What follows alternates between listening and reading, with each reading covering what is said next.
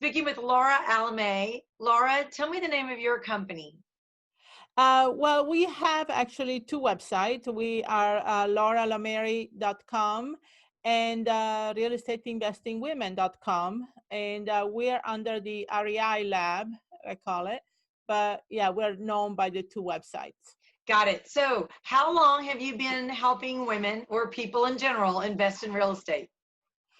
I've actually started back in '97 as far as helping. As a real estate investor, I wanted to build my own buyer list of investors buying from me since I was really targeting landlords and rehabbers.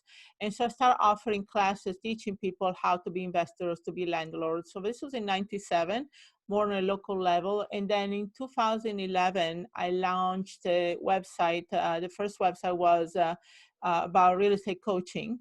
And Okay. then in 2016, I launched a second website about helping women in real estate investing. So I've been coaching for quite a while. Now, do you take us through if I wanted to become coached? How would you help me, and what things do I need to have in place to be successful at this? Because it's not as easy as people would think. Right. That's the main thing that you touch right there. You have to really have the mindset in the right place, right? You really need to say, okay, I want to really do this. I see the possibility with real estate, and you take this seriously. This is a business. It's not a Right. hobby. Right. And a lot of people, I think that there is a lot of misinformation out there where they think, this is something easy to do, that you just click a button. Yeah, there is all these tools and these apps and everything, which is great. It can help you, but they're not going to do it for you. You still need to have the focus, the consistency, the time management. Those are the three things I say you need to have. And Focus, those are the consistency. three things that people don't do very well. Right, right. And so if for example, the time management is an issue for you, you need to work on that. How can I really set aside a couple hours a day to work on this business, right? And you do what you have to do. One of the stories I shared is that I was in corporate back in the beginning of the 90s, and I was doing real estate on the side. But 95, I decided I wanted to work in real estate full time. Well, the thing is, at that time, I had three small children, a 6-year-old, a 4-year-old, and a 1-year-old. I was Wow. working 6 days a week as an assistant controller in metal commodities, so it was a very demanding job. I Sure. was finishing up my master's degree, my MBA, and I was living 2 hours away from my job. So How would you have time to do? but the thing is this, I put in my mind that I was going to make this work, and I was going to do, it's going to be very, very hard for about 6 months. By the end of the 6 months, I could quit my corporate job, and which I did. And I was using any available time. I was using my commuting time in the car to make phone calls. I was using my lunch hour to make phone call. I would take breaks instead of going to the bathroom. I go very quick and then make a phone call. I Sure. always joke with people. My cell phone bill back in '95 was Ugh. about $800 to $1,000 a month, I because remember when we back had long distance we had to pay for and right. time and Right. yeah. And, it was $1 a minute, right? Yeah. So I had the phone installed in my car. I had one of those phones because a lot of you remember maybe there was the bag phones you had back Yes. then. Yes. So I had the phone and the speaker installed in my car so that I could use my 4 hours of commuting back and forth a day. I was leaving at 5 o'clock in the morning from Oh, home to be at work oh my by gosh. 8. Oh, And then in the evening, I'd go to school, and then I would be home around 10, 11 o'clock at night, and then boom, turn around at 5 o'clock in the morning again. And I did that until I was able to move into the city after I quit my job. But the thing is, I had a phone installed in my car and I was doing it, but I was doing deals. So the $800 a month obviously was producing several $1,000s in deals. But the thing is, I did what I had to do. And I knew that it was going to be hard, it was going to be stressful. why were you so determined? What was your I need to do this because? Freedom. I didn't know, I could not see myself for the next 20, 30 years sitting behind the desk in a cubicle, making money for the CFO and CEO of the company where they were living lavishly, Right, right. nice house and cars and everything else. And I was really supporting their lifestyle. And I was You were like, I doing don't all want the to do that. work and not getting any of the gravy. I know. Exactly. I didn't want to do that anymore. I got to the point that I was becoming resentful And I said, I just don't want to do this. I'm too, I'm too smart for that. I told myself, I know I've done it before. I've been in real estate since '87. So I done very well the first few years. And so I said, I want to get back to it and do that again. So when you made your trip to the city, it was to become a real estate agent? That's what Um, you wanted to do in the city? well, I was licensed at that point, but only for my own deals. I made a decision from '87 to '91. I was a real estate agent for residential properties in Hawaii. So Oh, I was, so yay, I like that. I know I was used to really good commissions because the average price there was pretty high. And so then in '91, when I moved to the mainland, I decided I was going to get into investment. I didn't want to be an agent anymore in the regular sense. So I did get my license, but just for my own use. So Okay. I've now sold for anybody else since '91. So I started investing, I started buying rental properties with all kind of creative financing, from lease option, owner financing, and so forth. And then I accrued a portfolio of about 16 properties in less than 2 years. Now, how And did you do then, that? Slow down. How did you go? Because all these infomercials, they say you can borrow on somebody else's money, have no money down, you can be the landlord to the stars. And I just don't believe right. it. So you found lease purchases, which are still available out there. It's just hard to Right. find them. Not really. I mean, it's a matter of what I was doing is I was literally picking up the Sunday paper. Back then we didn't have internet, the Sunday paper, and going through the classifieds and call everybody that wanted to rent their property. So if I wanted to rent a house or an apartment or anything, I would call them and I would ask them, okay, I see that you have your house for rent. Would you be interested possibly selling it in the future? And if I say yes, then I would have a conversation. And then I would write a list of all of the possibilities. And then the next day I would go to the city. And whenever I could, after work or whatever, I would drive around and look at the property. And then if there were a possibility, I would take the conversation further. Now, by being out there in the field and talking to the owners, and I started also coming across some banks. So I started buying some REOs. And sometimes you have to take the good with the bad. So the bank will give me properties in not the best part of town, but that's okay. They will give me 100% financing. They were giving me money to fix them up. And you have to remember, at this point, I didn't really have a good job. I had, I was pretty young, not much credit yet. So it was Sure. really about being creative. I started working with the owners and having the owners really work with me under a lease option or subject to arrangement. And then from there, I connected with banks, I connected with brokers, I connected with other people in the industry. And then I went by word of mouth, and I got my hands on anything I could that was, the owner was willing to be creative. Okay, so it's not like you can force your way into some of these situations. You just got to wait until the right thing presents itself. Now, did you have a budget in mind? Do you teach your real estate people that, you need to make so much on every deal, or how do you structure deals now? The climate's a lot different now. Right. I mainly look at, if there's a buy and hold, I want to make at least $250 per door. Meaning, if it's a single family, it has to be $250 or more net. If it's a duplex, it has to be $500. If it's a four families, it has to be $1,000. So to me, I know there's cap rate, ROI, all these great formulas. At the end of the day, I want to look at the cash flow. Right. And so I want to make at least 250 per door. So that's my rule of thumb. So after I look at mortgage, interest, PITI, principal, interest, taxes, insurance, maintenance, fees, do I still clear that 250? So Okay. that's what I do. For fix and flip, what I do is I'm looking to make at least 10 to 15% of the final retail price. So if I sell a property for $300,000 after it fixed up, I want to make anywhere from a minimum 30,000 and up, okay, as my profit after all expenses.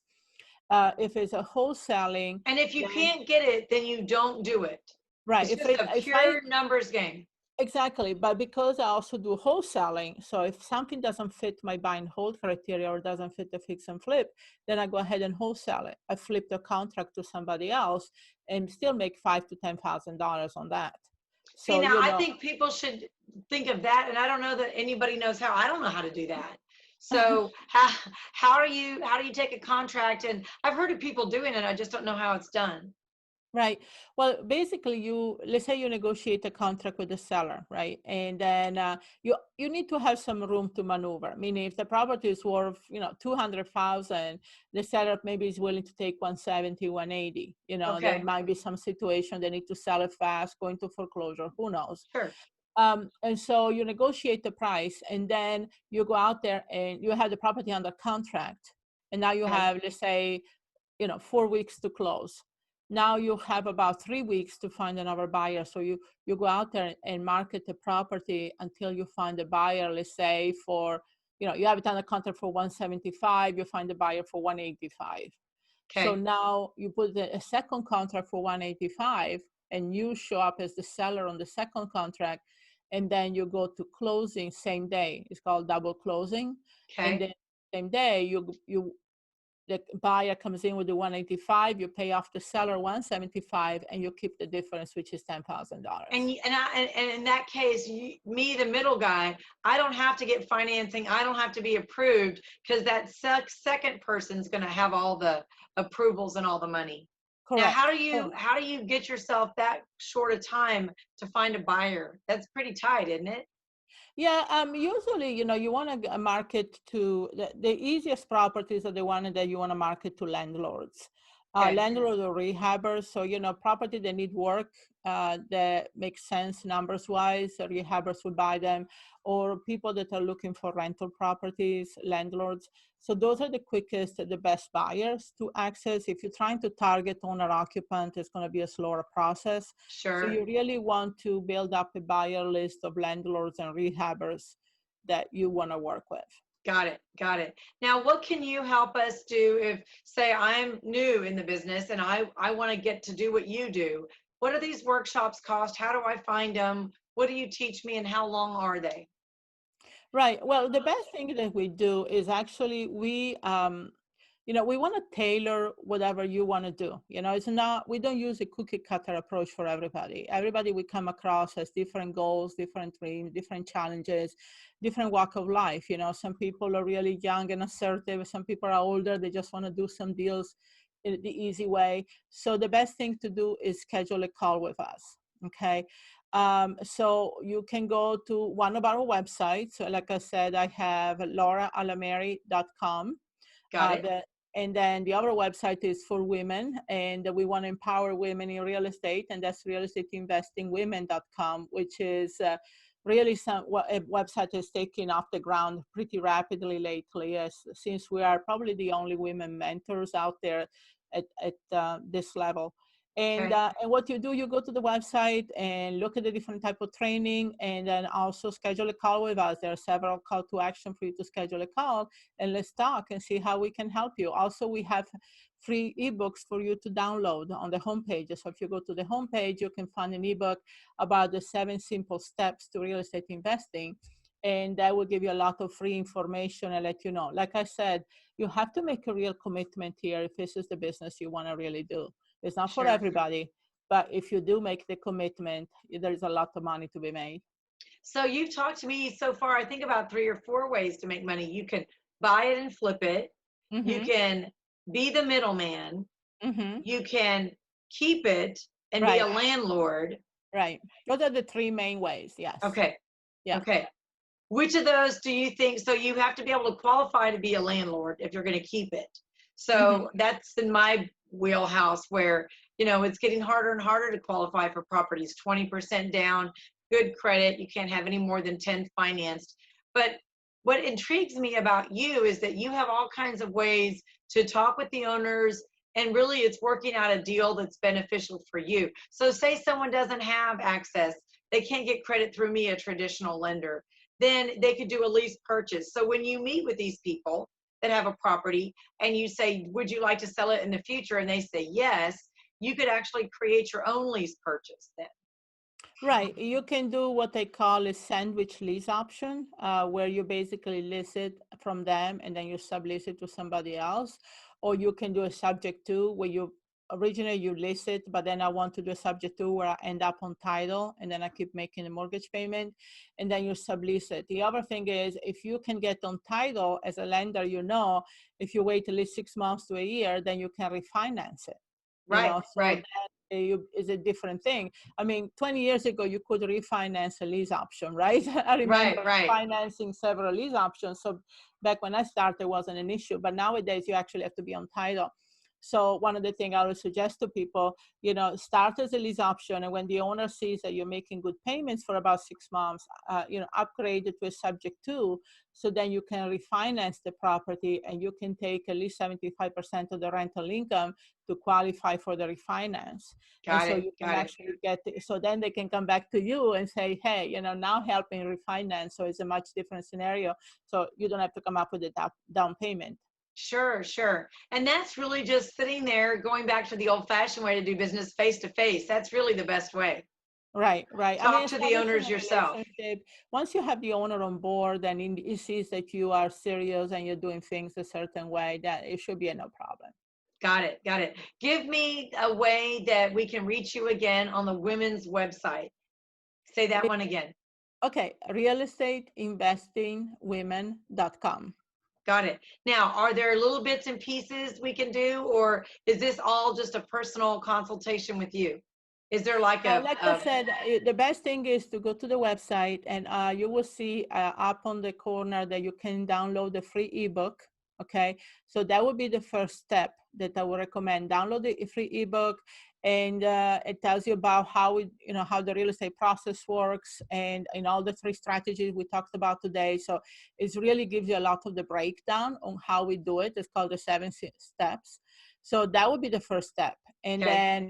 then in the ebook, then we offer also some tools for you to go ahead and at least to get a little more information and schedule a call with us. That would be the best way to really get us to know you and advise you the best way to go about it. And this is for women everywhere. Correct. Yes, we work with women all over the United States, Canada, and also Europe. Wow. So are the buying rules in Europe or Canada different than here?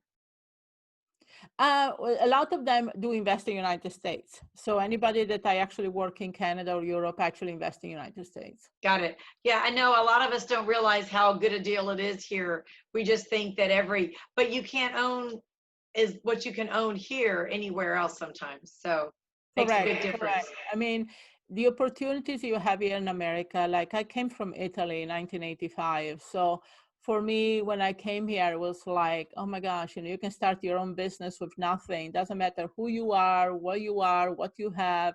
You can be anybody and start a business. And this opportunity is not available. Something we take for granted. But like, for example, in Italy, it's really hard to be a business owner or to start your own business. The bureaucracy of it all, the paperwork, you don't get the financial backing. It's really, really hard to do it. Where here, anybody can start their own business. You go out there, register your corporation, you're in business.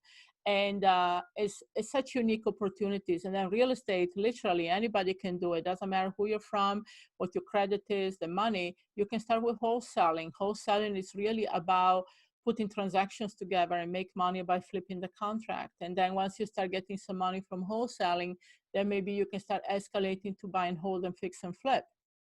And even if you buy and hold, I started with no money. I started by really working lease options and subject tos, and then getting it with the owner financing, and then eventually refinancing this property. So there's so many ways to go about it.